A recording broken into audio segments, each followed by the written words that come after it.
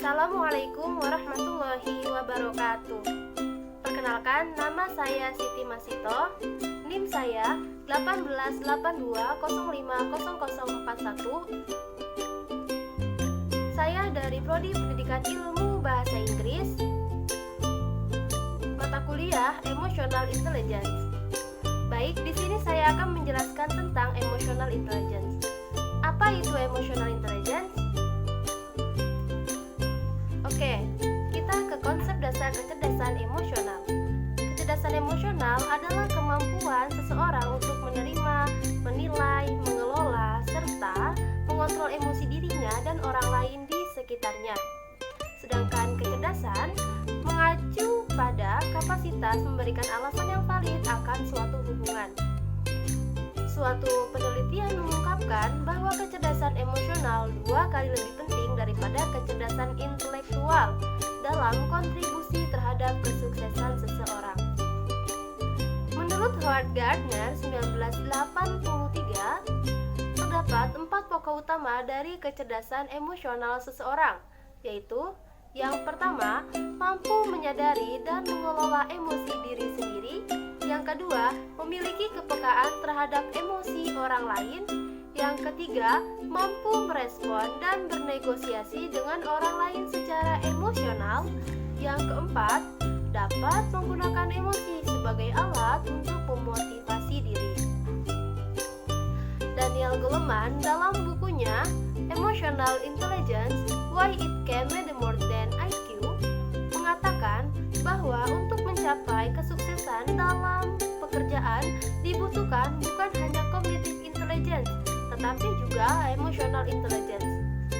Dalam buku berikutnya, Working with Emotional Intelligence, Goleman menekankan perlunya emotional intelligence dalam dunia kerja, suatu bidang yang seringkali dianggap lebih banyak menggunakan cara berpikir analitis daripada melibatkan perasaan atau emosi.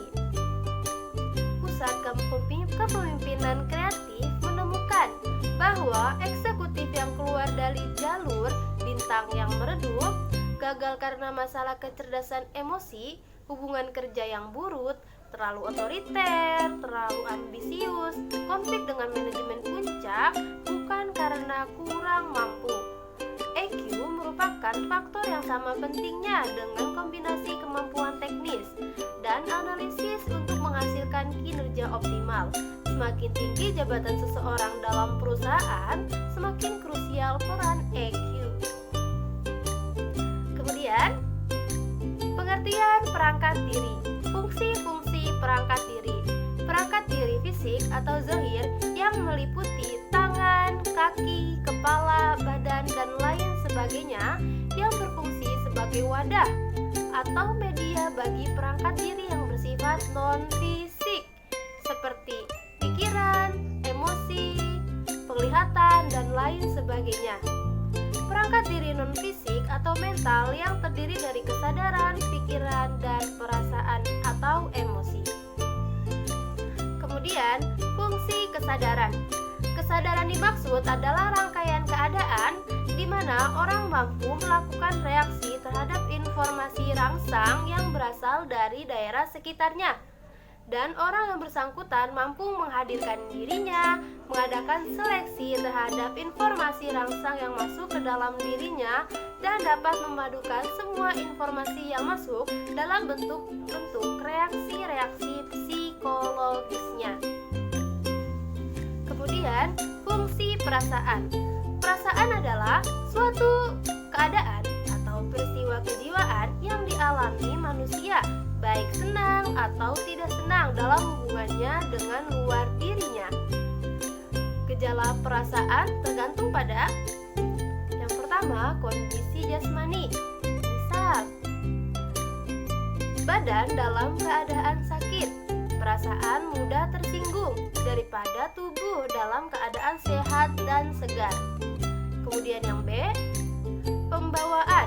Ada orang pembawaan berperasaan halus, sebaliknya ada pula yang cenderung perasaannya kurang peka. Kemudian yang C, perasaan seseorang berkembang sejak ia mengalami sesuatu kondisi yang dapat mempengaruhi perasaan dapat memberikan orang dalam perkembangan perasaan. Kemudian, sehubungan dengan soal waktu dan perasaan, Stretch juga membedakan perasaan dalam 3 golongan, yaitu yang pertama, perasaan saat ini. Perasaan saat ini yaitu yang bersangkutan dengan kondisi sekarang yang dihadapi. Hal ini berhubungan dengan situasi yang aktual. Kemudian yang B, perasaan yang menjangkau ke masa depan. Perasaan yang menjangkau ke masa depan merupakan jangkauan ke depan dalam kejadian-kejadian yang akan datang.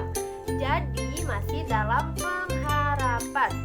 Kemudian yang C, perasaan yang berhubungan dengan waktu yang telah lalu atau melihat ke belakang yang telah terjadi.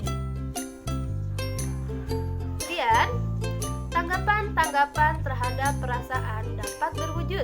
Yang pertama, mimik, gerak roman muka.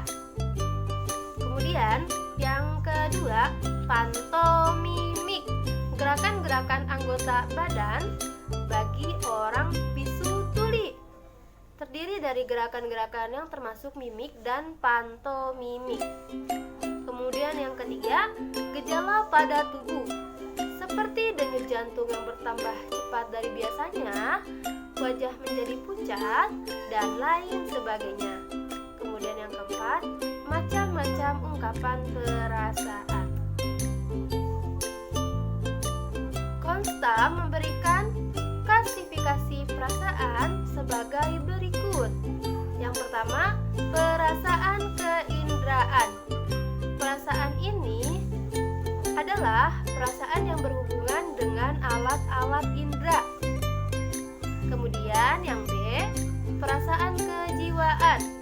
Dalam golongan ini, perasaan masih dibedakan lagi atas. Yang pertama, perasaan intelektual. Perasaan ini merupakan jenis perasaan yang timbul atau menyertai perasaan intelektual, yaitu perasaan yang timbul bila orang dapat memecahkan sesuatu soal atau mendapatkan hal-hal yang baru sebagai hasil kinerja dari intelektualnya. Kemudian yang kedua, perasaan kesusilaan. Perasaan kesusilaan timbul kalau orang mengalami hal-hal yang baik atau buruk menurut norma-norma kesusilaan. Yang ketiga, perasaan keindahan.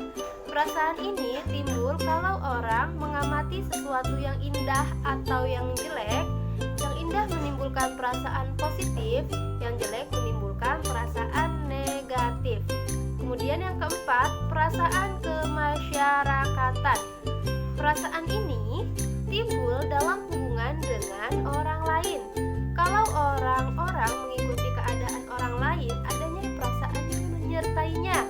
Kemudian yang kelima, perasaan harga diri. Perasaan ini adalah perasaan yang menyertai harga diri seseorang. Kemudian yang keenam, perasaan ketuhanan. Perasaan ini berkaitan dengan kekuasaan Tuhan. Salah satu kelebihan manusia sebagai makhluk Tuhan adalah dianugerahkannya kemampuan mengenal Tuhannya. Kemudian, fungsi pikiran. Pikiran manusia sebenarnya terbagi menjadi 3 pikiran dan memiliki fungsi masing-masing dalam mengontrol diri manusia. Ketiga fungsi itu adalah yang pertama, pikiran sadar, kedua, pikiran bawah sadar, yang ketiga, pikiran tidak sadar. Kemudian, fungsi emosi. Fungsi emosi yang pertama, emosi adalah pembangkit energi. Yang kedua, emosi adalah pembawa informasi atau messenger.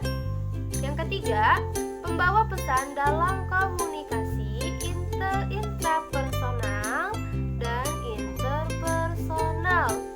Kemudian, yang keempat, emosi berfungsi sebagai perjuangan untuk bertahan hidup atau survival.